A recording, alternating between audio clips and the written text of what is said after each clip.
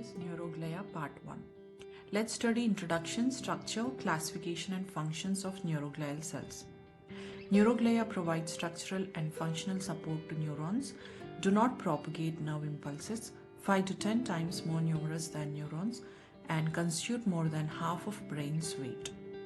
Structure: highly branched, occupy spaces between neurons, and provide suitable microenvironment for neuronal activity. Classification: according to structure, microglia and macroglia. According to origin, microglia are derived from mesoderm and macroglia neuroectoderm.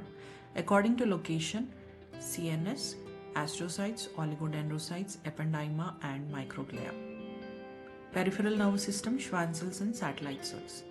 Functions: provide structural and functional support to neurons, form blood-brain barrier, phagocytosis, produce cerebrospinal fluid and myelination.